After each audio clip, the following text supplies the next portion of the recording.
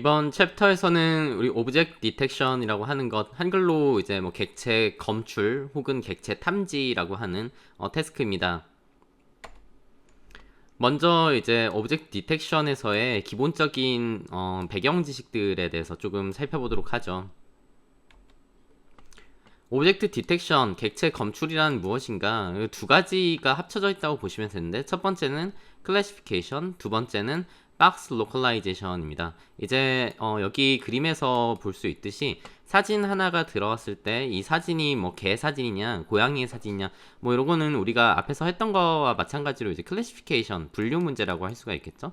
근데 단순히 분류를 하는 것뿐만이 아니라 만약에 이 사진이 고양이에 대한 사진인데 고양이의 위치가 어디에 있느냐라고 하는 이 로컬라이제이션까지 포함이 된다면 이 사진은 고양이가 포함된 사진인데 여기 이 박스 안에 위치해 있다 하는 것을 우리가 박스 로컬라이제이션이라고 이렇게 부를 수가 있겠죠. 뭐 여기까지는 이제 로컬라이제이션인데 우리가 정확히 오브젝트 디텍션이라고 하는 것은 객체가 여러 개일 때, 즉 이런 사진이 하나가 들어왔으면은 이 사진에는 지금 고양이도 있고 개도 있죠.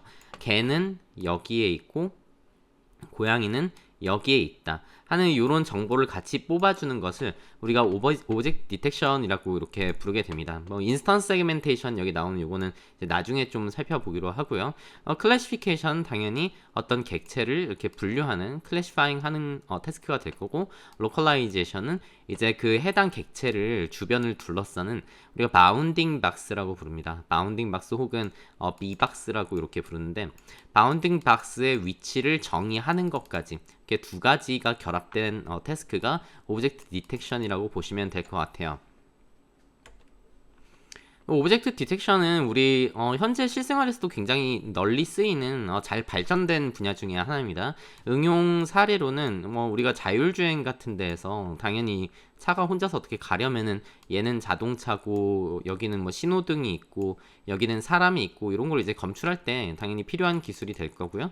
혹은 이제 리테일 어널리시스에서 이 소매에서의 그러니까 소비자의 어떤 그 분석을 하는 이런 거, 예를 들면 이 지금 손님이 뭔가를 구매를 하는데 이거는 뭐고 이거는 뭐고 이거는 뭐고 이런 걸 하면은 이제 팔리는 물품이 뭘까, 이 사람이 사는 물품은 뭘까, 이런 데 분석하는 데 도움이 좀 되겠죠.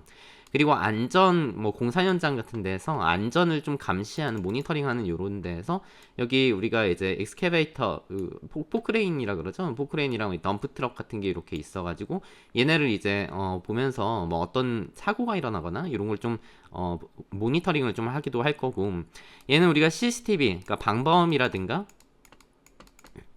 혹은 뭐 보안 같은 데서도 좀 쓸 수가 있겠죠. CCTV 서베일런스 해서 감시 시스템이라고 하는데, 예를 들면 여기 손님이 갑자기 총을 우리나라에 이런 케이스는 없겠지만 총을 꺼냈을 때 총이 있다라는 걸 이렇게 객체를 검출을 하게 되면은 뭐 이런 거에 대해서 좀 감시를 좀 할 수가 있을 거고, 당연히 메디컬 분야에서도 여기 빨간 부분은 예를 들면 뭐고, 뭐 하얀 부분은 예를 들면 뭐가 있고, 여기는 뭐 위고, 여기 지금 장기 이름들이 뭐 이렇게 있죠. 여기는 뭐다, 이런 걸 이제 의료에서도 쓸 수가 있을 거고요. 그리고 스포츠에서도 이 선수는 뭐 우리 팀, 이 선수는 뭐 남의 팀, 뭐 이런 걸 하게 된다면은 어떤 그 전반적인 경기의 흐름이나 양상 같은 걸 좀 분석을 가능하게 하는 이런 배경 기술이 될 수도 있을 것입니다. 그래서 오브젝트 디텍션은 일단 인풋으로는 당연히 이제 이미지가 들어가죠. 세로 길이가 H, 가로 길이가 W, 그리고 채널이 C 게인, 이런 이미지가 입력으로 들어올 거고요. 그리고 출력이 우리 원래 클래시피케이션에서는 그냥 이미지에 대해서 얘는 무슨 사진이다만 나왔다면은, 오브젝트 디텍션이라고 하는 거는 이제 기본적으로 클래스가 이렇게 나오긴 해야 되겠죠. 클래시피케이션이 포함되어 있으니까 내 이 영상에 포함된, 입력된 이미지에 포함된 객체가 n obj 개수만큼 있다고 하면은 각각에 대해서 얘는 뭐 개다, 얘는 고양이다, 요 정보가 같이 나와줘야 되겠죠. 이런 n by 1짜리 이런 벡터가 나올 거고요. 그 다음에 로컬라이제이션과 관련해서 우리 바운딩 박스, 얘가 개면은 개는 여기에 있고 고양이는 여기에 이렇게 있어요 라는 정보를 같이 뽑아줘야 될 건데, 객체마다 그 정보가 있겠죠. 객체마다 4개의 좌표를 이렇게 좀 뽑아내게 됩니다. 4개의 좌표라는 건 무엇이냐, 바운딩 박스라고 하는 거는 지금 이 사진에는 오른쪽에 이렇게 다 지워볼까요? 이 입력이 H by W by C짜리 요 입력이 오브젝트 디텍션 이 모델에 이렇게 딱 통과를 하게 되면은 아웃풋으로 딱 나오는 것이 일단은 클래스의 인덱스. 그러니까 첫 번째 여기에는 지금 객체가 두 개 있다 이거죠. 요거는 지금 nobj가 두 개 있고 따라서 첫 번째 객체는 보니까 예를 들면 개더라. 두 번째 객체는 2번 고양이더라. 요 클래스에 대한 정보가 이렇게 나오게 된다는 거고요. 그 다음에 바운딩 박스 우리한테 객체가 두 개니까 요 두 개의 객체에 대해서 이 네 개의 값이 이렇게 하나씩 나오게 됩니다. 네 개의 값, 두 번째 객체에서도 네 개의 값. 이 네 개의 값이 무엇을 의미를 하느냐? 일단 xmin, ymin 이라고 하는 얘는 만약에 내가 여기 이 개에 대한 객체다 싶었을 때 이 개의 위치를 결정을 해주는 요 좌표가 되겠습니다. 요 좌표. 여기 xmin, ymin. 요 좌표가 여기에 있는 이 좌표 정보가 될 거고요. 그리고 두 번째 저기 세트인 좌표 페어인 xmax, ymax라고 하는 요거는 1번 개에 대해서 요 점이 이제 되는 거죠. 요 점은 xmax, ymax다. 그러면 여기 지금 개만 있는 게 아니라 고양이도 있으니까 두 번째 객체에 대해서 요 xmin, ymin 두 번째 객체에 대한 xmin, ymin은 요 점을 이제 의미를 하게 되겠죠. 그 다음에 두 번째 객체에 대한 xmax, ymax라고 하는 애는 요렇게 이제 결정이 될 거고 사실 이렇게 두 개 점만 있으면 우리가 이렇게 이제 사각형을 그릴 수가 있죠. 이렇게 사각형을 그려서 첫 번째 객체는 여기에 있고 두 번째 객체는 여기에 있다.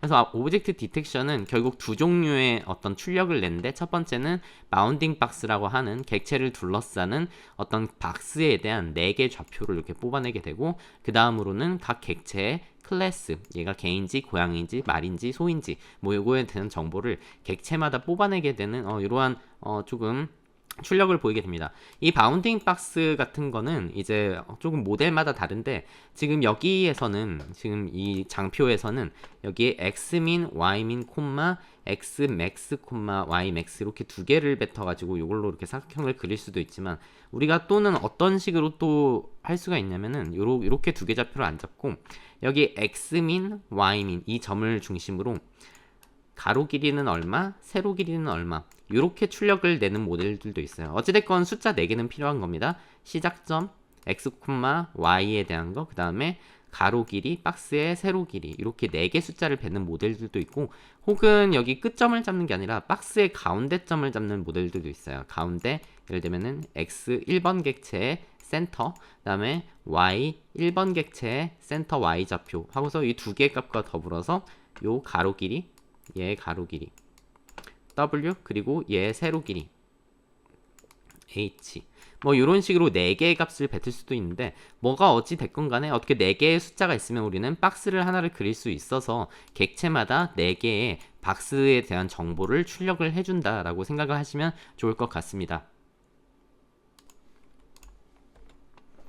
다음은 오브젝트 디텍션의 성능을 뭔가 평가하는 이 매트릭 지표들에 대해서 좀 살펴볼 건데 우리가 그 전에 먼저 알아야 하는 것이 이 컨퓨전 매트릭스라고 하는 것입니다. 이 컨퓨전 매트릭스는 뭐냐? 일단은 두 가지 카테고리죠. 이 프레딕션이라고 하는 애는 우리의 오브젝트 디텍션 모델의 출력이라고 보시면 돼요. 오브젝트 디텍션 모델의 실제 예측한 값이고 이 그라운드 트루스는 당연히 이제 정답이죠. 정답이 이렇게 있다고 했을 때 우리의 모델이 포지티브라고 예측을 했다는 거는 일단 포지티브, 네거티브의 개념을 간략히 설명드리면 네거티브는 오브젝트 디텍션에서 얘는 이제 객체가 없다는 겁니다. 그러니까 배경이라고 이렇게 생각하셔도 돼요. 배경, 객체가 아닌 부분에 대해서 예측을 한 거. 이 포지티브는 뭔가 이제 객체라고 예측을 한 거죠. 얘는 객체다. 객체인데 예를 들면 새일 수도 있고 뭐 고양이일 수도 있고 뭐 이런 경우를 이제 포지티브라고 이제 예측을 하는 거죠. 그렇게 따지자면은 이제 우리의 오브젝트 디텍터 어떤 모델이 딱 출력을 해가지고 포지티브다라고 예측을 했다는 거는 여기에 이제 객체가 있다는 거죠. 새라고 예측을 했는데 실제 정답도 포지티브라는 거는 얘도 이제 객체가 실제로 있는 거죠. 정답을 딱 봤더니 진짜 새가 있고 혹은 뭐 고양이가 있고 이렇게 이제 생각을 하는 요런 경우에는 우리의 예측이 맞은 거죠. 그러니까 우리의 포지티브라고 하는 우리의 프레딕션, 포지티브라고 프레딕션 한 거가 실제로 그라운드 트루스에도 포지티브니까 이제 맞았다는 겁니다. 우리의 포지티브 예측이 진짜였다 해서 이제 트루 포지티브라고 얘기를 하는 거고요. 만약에 우리가 배경으로 이렇게 예측을 했는데 얘는 객체가 아니라 배경이야 이렇게 했는데 네거티브죠. 그럼 우리의 예측은 네거티브를 한 건데 실제로 그 자리에는 객체가 있어요. 예를 들면 이러면 우리가 네거티브로 예측을 했지만 이건 틀린 거죠. 그래서 우리가 false negative라고 이렇게 FN이라고 이렇게 부르게 되는 겁니다. 뭐 여기 한번 보죠. 여기 같은 경우에는 초록색이 예측이고 하얀색이 정답이에요. 하얀색 정답이 실제로 여기에는 지금 정답에는 이 네모 박스로 해서 마운딩 박스로 해서 새가 존재를 하죠. 근데 우리의 이제 모델의 예측이 여기에 새가 있어요 라고 이렇게 예측을 했어요. 그러면은 우리의 포지티브라고 한 객체가 있어요 라고 했던 예측이 true니까 얘는 이제 true positive가 되겠죠. 얘 같은 경우는 한번 볼까요? 얘 같은 경우에는 우리가 예측을 안 했어요. 그러니까 네거티브입니다. 예측을 못했다는 객체가 있다고 예측을 못했다는 거는 이 사진은 우리의 모델이 그냥 배경만 있다라고 생각을 한 거예요. 배경만 있다고 생각을 했는데 실제로 그라운드 트루스는 여기에 객체가 이렇게 있다고 표시가 되어 있죠. 실제로 새가 있으니까요. 그러니까 우리가 배경이라고 예측한 네거티브라고 예측을 한 게 틀렸다라고 볼 수가 있는 거죠.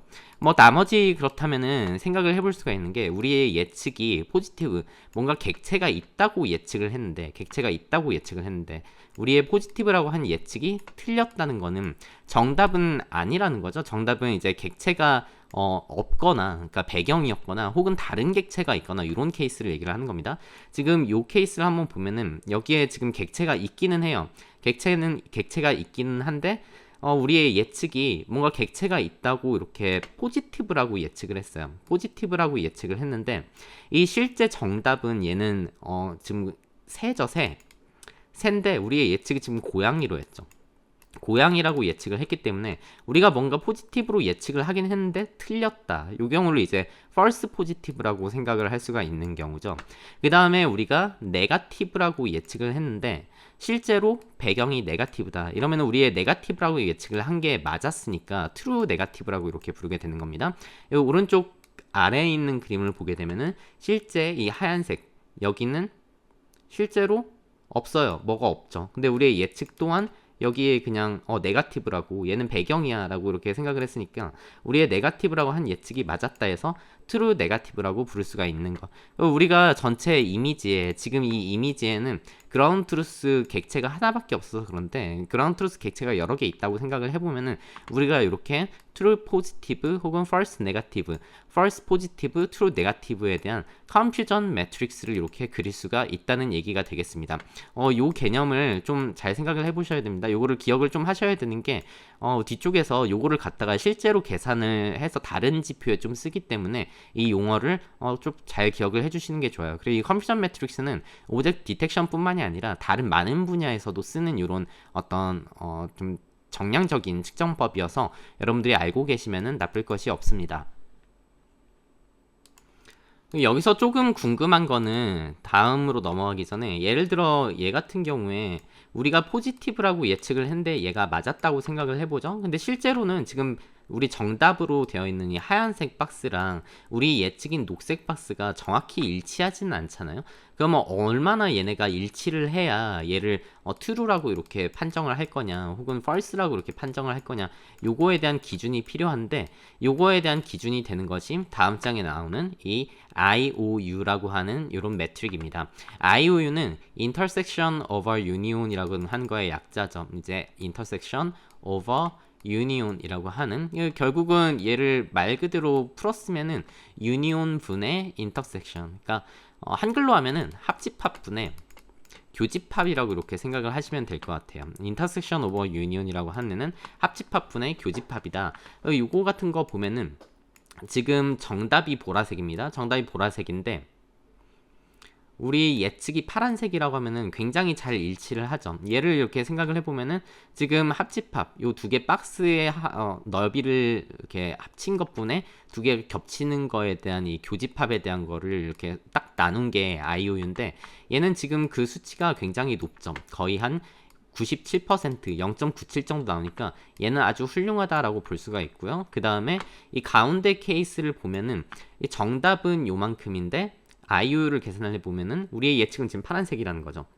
전체 면적분에 이 겹치는 부분에 대한 면적을 딱 계산을 해보니까 얘는 0.772가 나온다. 이 정도도 이제 괜찮다고 볼 수가 있습니다.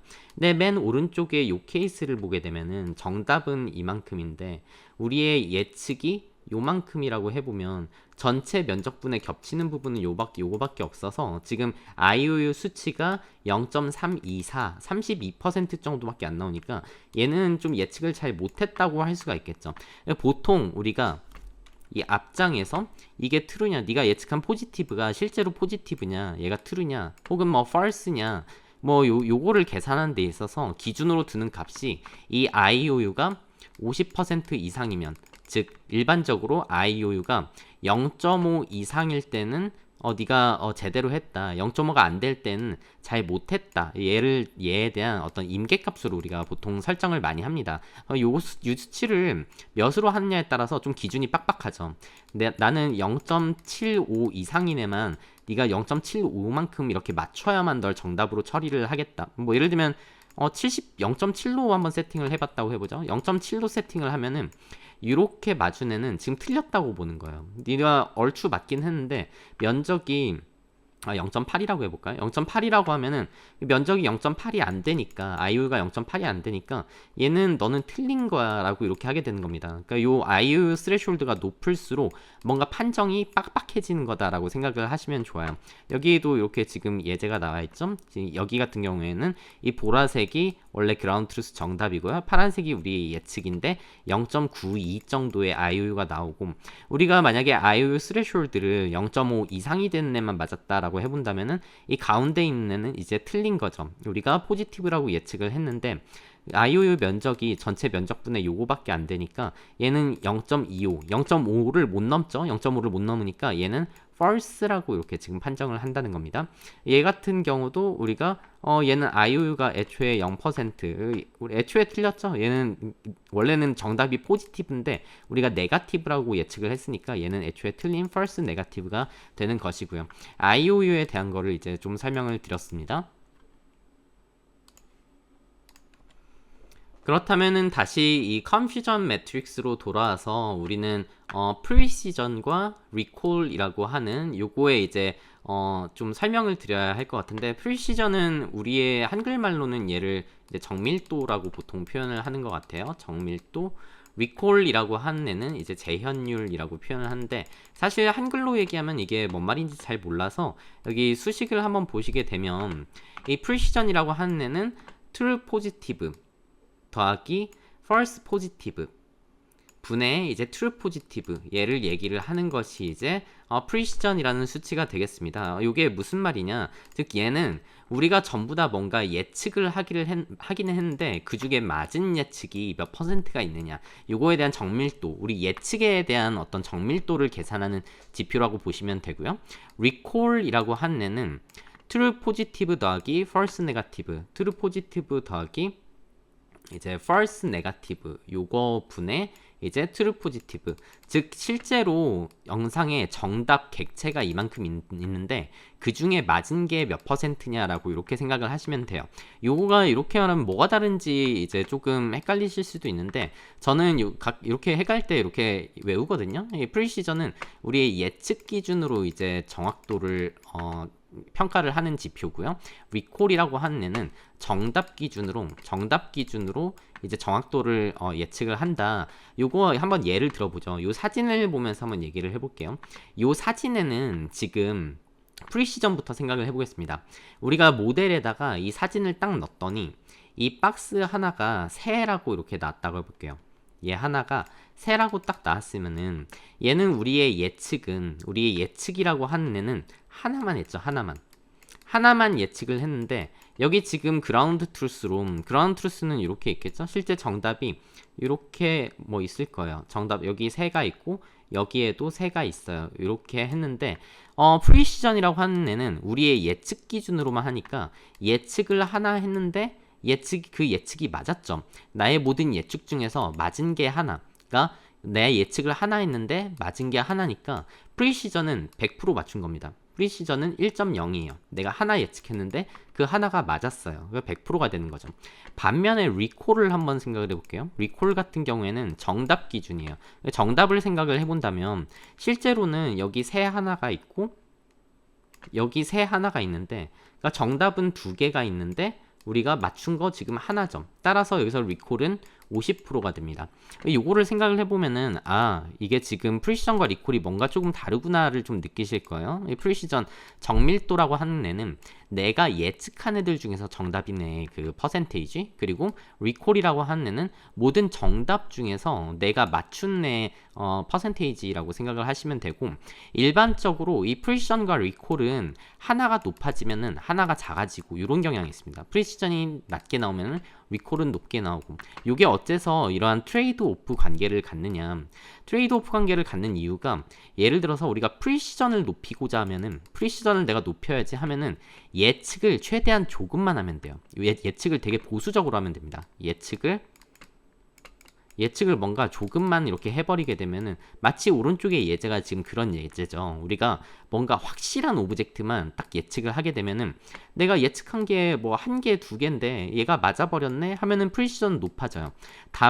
이 경우에는 리콜은 되게 작아지죠. 리콜은 실제로 정답은 두 개가 있는데 예측을 하나밖에 안 해버렸으니까, 만약 여기 새가 한 마리 더 있고 막 이러면, 새가 한 마리 더 있고 이러면은, 새처럼 안 생겼지만 새라고 좀 생각을 해주십시오.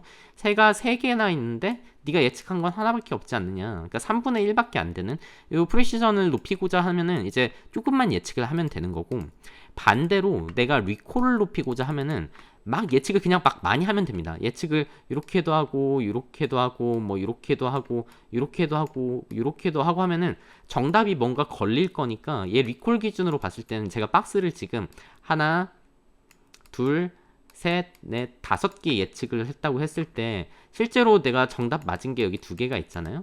여기 2개가 있으면은 이렇게 2개라고 생각을 해볼게요. 리콜은 정답 2개 중에 2개를 다 맞췄으니까 리콜은 100%인 거예요.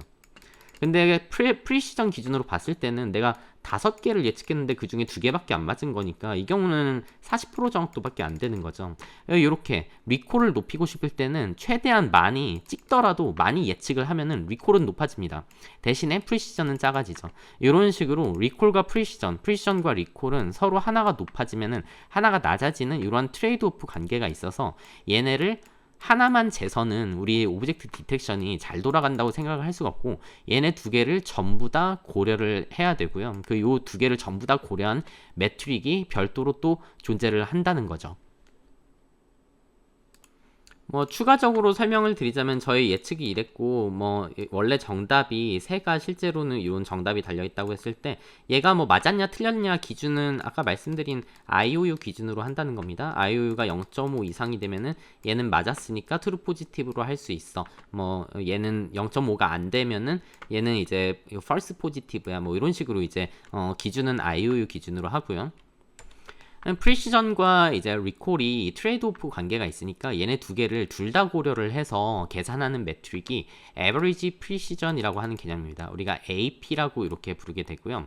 여기 예를 한번 들어볼게요. 우리가 하나의 영상이 있는데 여기서 예측을 10개를 냈어요. 10개의 바운딩 박스를 우리가 검출을 했고요.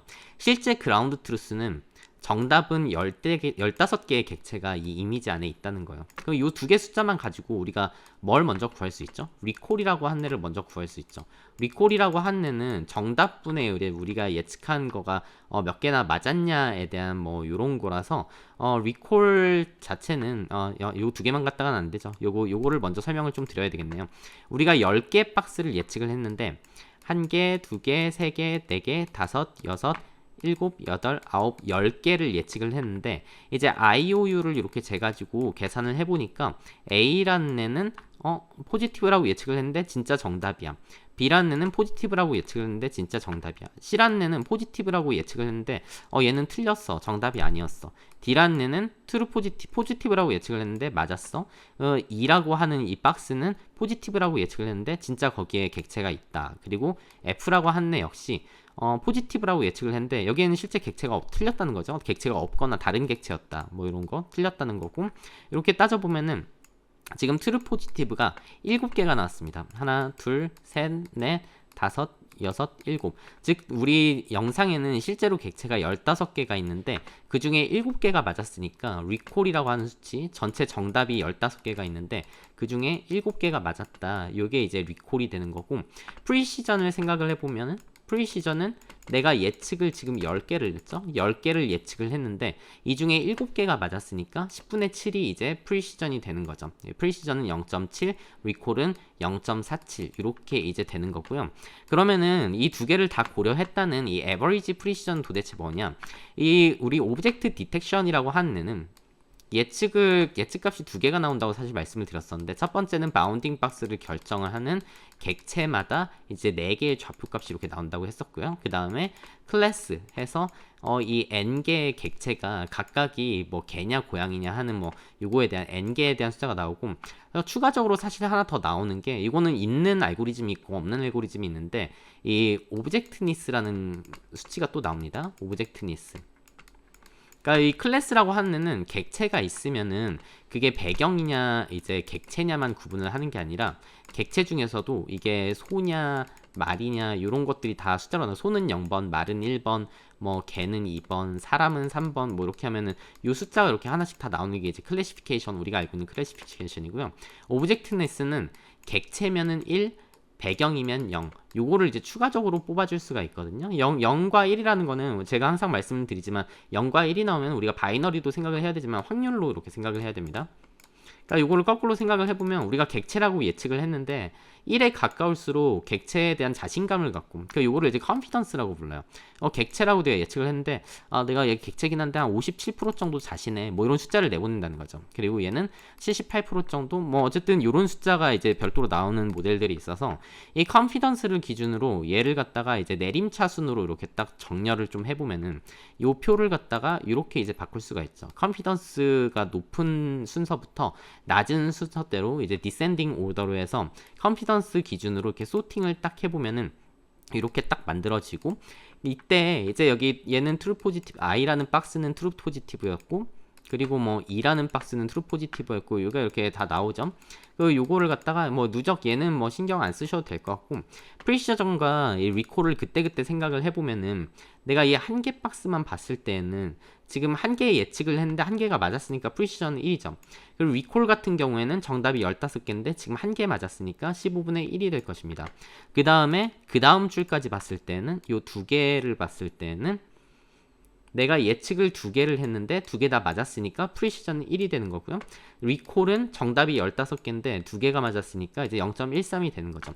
이런 식으로 이제 쭉 프리시전과 리콜을 계산을 해보면, 프리시전의 값이 이렇게 이제 계속 변할 거고, 리콜에 대한 값이 이렇게 이제 변할 텐데, 얘를 갖다가 그래프를 만들 수가 있어요. 어떻게 그래프를 만드냐? 가로축은 리콜, 세로축은 프리시전으로 요 그래프를 이제 그릴 수가 있습니다. 이렇게 이제 그려져요. 얘를 갖다가 우리가 프리시전 리콜 커브라고 이렇게 부릅니다. PR 커브라고 부르고, PR 커브가 지금 앞에 있는 표를, 요 표를 갖다가 그대로 그리게 되면은 요런 지금 그래프가 나온다는 거죠. 가로축이 리콜, 세로축이 프리시전으로 해서 요런 그래프가 나오는데, 여기서 보시면은 이거는 하나 이제 보통 오브젝트 디텍션 대회에서 이렇게 합니다. 보통 오브젝트 디텍션 대회에서 이렇게 뾰족뾰족 튀어나오는 플럭추에이션이 조금 있죠. 이거 우리 플럭추에이션, 뭔가 약간 대충 노이즈라고 조금 생각을 하고, 여기를 이렇게 인터폴레이션을 해버립니다. 오른쪽 그래프처럼 이렇게 인터폴레이션을 해가지고 빨간색으로 지금 이어버리죠. 그러니까 우리가 최종적으로 인터폴레이션이 끝난 프리시전 리콜 커브는 이렇게 생겼다는 거예요. 요 커브입니다. 요 커브. 요 커브를 딱 그린 다음에 여기 아래의 면적을 이렇게 줍니다. 이 면적이 클수록 리콜도 크고 프리시전도 크다는 거예요. 얘를 이제 area under curve, 커브 아래의 면적이라고 해서 우리가 AUC라고 이렇게 부르고요. 이 면적이 좋을수록 오브젝트 디텍션의 성능이 좋은 거예요. 어째서냐? 리콜도 크고 프리시전도 커야 이 아래의 면적이 당연히 크겠죠. 요거를 우리가 average precision이라는 지표라고 부르게 됩니다. 이 어떤 PR 커브를 그리고 그 PR 커브 아래의 면적 AUC를 계산하는 것을 우리가 Average Precision이라고 불러요. 그럼 여기서 Confidence라는 거에 대해서 다시 좀 설명을 드리자면 Confidence 순서대로 얘를 좀 크기 순대로 이렇게 정렬을 했을 때 얘는 IOU랑은 다른 애입니다. IOU랑은 다른 애고 모델 자체가 뱉어내는 어떤 확률 값인데 얘를 우리가 예를 들면은 0.5 기준으로 하겠다. 컨피던스도 예를 들면 0.3 기준으로 하겠다 하면은 그러니까 모델이 뭔가 객체라고 뱉어내긴 하는데 0.3 미만의 신뢰도를 갖고 있으면은 얘는 안 믿겠다 이거죠. 그러니까 이 데이터가 사라지는 거예요. 이 데이터가 사라지면은 이 뒤에 그리는 PR 커브 모양이 달라지겠죠. 예를 들어 나는 컨피던스를 50% 이상인 앱만 좀 쓰겠다 하면은 여기 아래에 이렇게 세 줄이 날아가는 거죠. 그럼 이제 프리시전 리컬 커브도 조금 달라지겠죠. 얘를 갖다 이제 그려서 한 거랑 그러니까 이 컨피던스라는 애를 갖다가 우리가 얼마나 이것도 역시 모델의 그 판정을 빡빡하게 할 거냐 요거에 대한 하나의 옵션으로 넣을 수도 있다는 추가적인 좀 첨언을 좀 드리고요. 이 에버리지 프리시전이라고 하는 애는 오케이 내가 예측한 거에 대한 이 리콜 그리고 프리시전에 대한 이 면적을 뜻하는 거구나 라는 거를 꼭 기억을 하시면 되고 그 앞에다가 에버리지 지금 말씀드린 에버리지 프리시전 앞에다가 민을 붙여서 에버리지 프리시전의 평균이라는 겁니다. 에버리지 프리시전이 옆에 에버리지 붙어 있으니까 어차피 평균 낸 거 아닙니까? 라고 생각을 하시겠지만 문제는 우리가 클래스가 한두 개만 있는 게 아니라는 거죠. 그러니까 우리가 객체를 예측을 하는데 우리가 예측한 객체가 개에 대한 객체일 수도 있고 소에 대한 객체일 수도 있고 말에 대한 객체일 수도 있고 요 각각에 대해서 전부 다 이 에버리지 프리시전 요 커브가 다 나온다는 거죠. 개에 대해서도 하고 소에 대해서도 하고 말에 대해서도 하고 각 클래스에 대한 이 에버리지 프리시전을 전부 다 평균 낸 값을 우리가 민 에버리지 프리시전이라고 불러요. 에버리지 프리시전을 이 클래스의 개수만큼 이렇게 평균한 거. 그리고 가끔 여러분들이 어떤 문서 같은 걸 보시면 오브젝트 디텍션 기술을 내가 좀 갖다 써야지 하고서 GitHub 같은 데서 이제 코드를 다운받으려고 이렇게 보면은 이제 지표에 대한 설명이 이렇게 나오는데 에버리지 프리시전의 평균이 여기 뒤에 갑자기 50이 붙고 민 에버리지 프리시전에 이제 70이 붙고 이런 것들이 있습니다. 여기 50이 붙어 있다는 거는 내가 이제 아까 리콜과 프리시전을 계산을 할 때 트루 포지티브 뭐 이런 걸 계산할 때 포지티브 기준을 보통 IOU를 50% 이상일 때 우리가 기준을 많이 쓴다고 했었잖아요. IOU 50% 기준으로 했을 때 이제 에버리지 프리시전을 계산을 하면은 MAP 50이라고 하고요. IOU 나의 정답과 예측이 합쳐지는 이 전체 면적분의 이 교집합에 대한 면적이 70% 이상이 돼야 너를 트루 포지티브로 인정을 하겠다 하는 이 빡빡한 기준으로 이렇게 하게 되면은 얘를 70%로 세팅을 하면 MAP 70이 되는 거고 IOU를 예를 들어 75%를 했다 뭐 이러면은 더 빡빡한 기준으로 한 얘는 MAP 75 뭐 이런 식으로 이제 표현을 하게 되는 것입니다. 여기 뒤에 붙어 있는 숫자가 IOU 스레숄드를 뜻해요. 오브젝트 디텍션 분야에서 많이 쓰이는 데이터셋, 굉장히 여기 나온 지금 말씀드린 좀 유명한 데이터셋들이고요. 이제 세상에 굉장히 많은 오브젝트 디텍션 목적에 따라서 그 데이터셋이 많으니까 여러분들께서 활용하시면 좋을 것 같아요. 일반적인 많이 쓰는 이 코코라고 하는 데이터셋은 80개의 클래스를 이렇게 가지고 있고요. 이제 트레이닝 데이터가 11만 8천 개 정도, 학습에서의 이제 밸리데이션을 위한 데이터셋이 5천 개, 테스트셋이 4만 1천 개 이렇게 되어 있습니다. 여기 홈페이지 들어가 보시면 될 것 같고, 그 다음에 이제 이 유명한 데이터셋, 지금 여기 나오는 데이터셋들은 거의 다 대회가 이렇게 있어서 이 대회에서 우리 오브젝트 디텍션들이 더 좋아요 라는 것들을 하는 그런 유명한 데이터셋들입니다. 파스칼 VOC라고 하는 이런 유명한 데이터셋도 있고요. 이 20개 클래스에 대해서 뭐 사람이나 동물이나 뭐 차량이나 실내나 이런 클래스들이 들어있고 07년도에 개방된 이 데이터셋과 조금 더 어려운 2012년에 개방된 이런 데이터셋들이 있고요. 여기 홈페이지 들어가셔서 보시면 될 것 같아요. 뭐 클래시피케이션에서도 우리가 봤었던 이미지넷 데이터셋이라는 게 있죠. 이미지넷 데이터셋, 그러니까 IRSVRC 태스크 중에 클래시피케이션 말고 오브젝트 디텍션 분야가 또 있습니다. 오브젝트 디텍션 분야의 데이터셋은 뭐 이렇게 이제 구성이 되어 있으니까 궁금하신 분은 얘를 한번 가서 보셔도 될 것 같고요. 그러면 키티라고 하는 이 데이터셋은 약간 그 자율주행 쪽에 좀 특화된 데이터셋이에요. 여기에는 이제 7,481개의 트레이닝 데이터, 7,518개의 테스트 데이터 한번 들어가셔서 확인하시면 됩니다.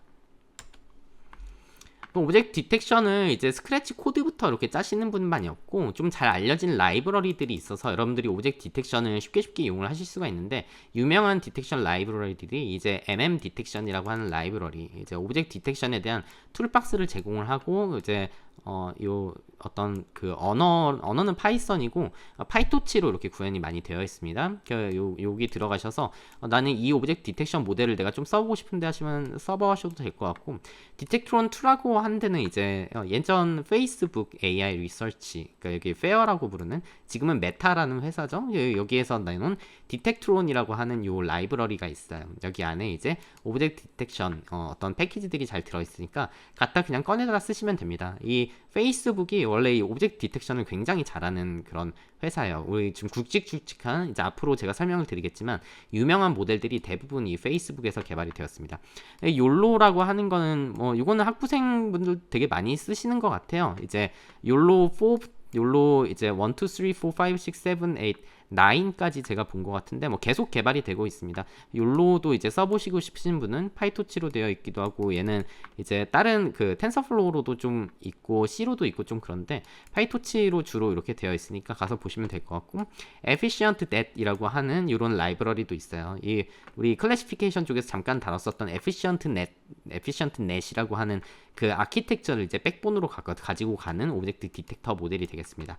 얘는 텐서플로우나 파이토치로 이제 구글에서 개발을 한 건데, 지금 보시면 아시다시피 이렇게 다양한 오브젝트 디텍션 라이브러리가 있으니까 편한 걸 갖다 쓰시면 되고, 대부분의 어떤 그 딥러닝 프레임워크는 전부 다 파이토치를 쓰고 있으니까 여러분들 파이토치도 이제 파이토치를 다루는 수업도 있죠. 좀 이렇게 잘 들으셔가지고 익숙해지셨으면 좋겠습니다. 이 오브젝트 디텍션 기술은 크게 이제 2스테이지 오브젝트 디텍션 기술과 1스테이지 오브젝트 디텍션 기술, 이렇게 크게는 두 개로 나뉠 수가 있는데, 사실 이게 현대로 오면서 구분이 있나 싶을 정도로 좀 섞여 있어요. 그래도 이제 명목상 이제 2스테이지냐 1스테이지냐 요거를 가끔 나누긴 하는데, 워낙에 이제 오브젝트 디텍션이 다양한 응용 분야에서 쓰이고 아주 기초적인 컴퓨터 비전에서의 태스크이기 때문에 지속적인 발전이 계속 되고 있습니다.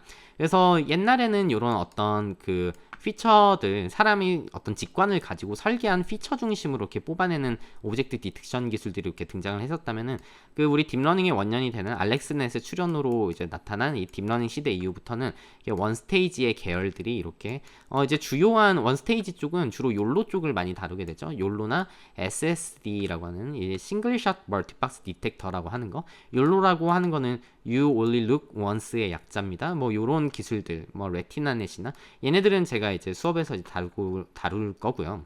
투 스테이지 디텍터는 이제 RCNN 계열로 대변되는 약간 두 가지 과정이 섞여 들어가 있는 쪽으로 보시면 됩니다. 어쨌든 전부 다 딥러닝 기술 베이스로 되어 있고요. 최근에는 이제 또 트랜스포머 기술이라든가 혹은 다른 형태의 파운데이션 모델 기반의 이제 디텍션 모델들이 나와서 이 정의가 지금 아직까지 유효하다고 정확히 말씀을 드릴 수는 없을 것 같습니다. 이 수업은 그래서 이 2스테이지 디텍터와 1스테이지 디텍터를 나눠서 이제 수업을 할 건데, 그러니까 간단히만 이제 좀 설명을 드리면 2스테이지 디텍터라고 하는 애는 당연히 뭔가 두 가지 과정이 있다는 거죠. 첫 번째 과정은 region proposal입니다. 뭔가 객체가 있을 법한 후보 영역을 뭔가 처음에 한번 이렇게 걸러내는 걸로 보시면 돼요. 여기에 어쩐지 객체가 있을 것 같은 거를 먼저 그 리지온을 제안을 하는, 프로포저를 하는 그 단계가 1번, 그 다음에 실제로 오브젝트 디텍션을 통한 클래시피케이션과 이 바운딩 박스를 도출하는 요거가 순서대로 이렇게 일어나는 모델을 2스테이지 디텍터라고 이렇게 부릅니다. 영상을 뭔가 첫 번째 리지온을 프로포저라는, 여기 어딘가 객체가 있을 것 같아요, 이런 거를 얼추 이렇게 잡겠다는 거죠. 그 다음에 두 번째 모델에 이렇게 넣게 되면은 우리 클래스에 대한 클래시피케이션 결과와 그리고 바운딩 박스에 대한 좌표가 이렇게 나오게 되는, 얘를 이제 2스테이지 디텍터라고 하고, 원스테이지 디텍터는 이 리전 프로포절 과정이 없어요. 그냥 얘를 갖다가 뭔가 어떤 CNN 혹은 어떤 뉴럴 네트워크 기반의 이 모델에 싹 넣게 되면은 피처들이 나올 텐데, 위치로부터 직접적으로 클래시피케이션을 하고 리그레션을 하는 요 단계, 요러한 구성으로 되어 있는 것들을 원스테이지 디텍터라고 합니다. 그러니까 리지온 프로포절 단계가 없다는 거예요. 우리가 한번 그냥 딱 보고서 이 피처로부터 오브젝트의 클래스와 바운딩 박스를 직접적으로 예측하는 이런 걸로 원 스테이지 디텍터라고 합니다. 당연히 좀 장단점이 있겠죠. 투 스테이지 디텍터 같은 경우에는 과정이 두 개니까 위주원 프로포저를 한 다음에 이제 오브젝트 디텍션이 실제로 돌아가게 되는 거니까 얘는 조금 느리고 대신에 굉장히 좀 정확한 이런 모델들이 여기에 많이 포진이 되어 있습니다. 원 스테이지 디텍터는 빨라요. 실시간성을 가지는 게 목표고 대신에 정확도는 조금 이제 좀 떨어지는. 근데 최근에는 이 두 개가 뭐 크게 상관없이 다 빠르고 다 정확한 이런 결과를 좀 보여주고 있습니다.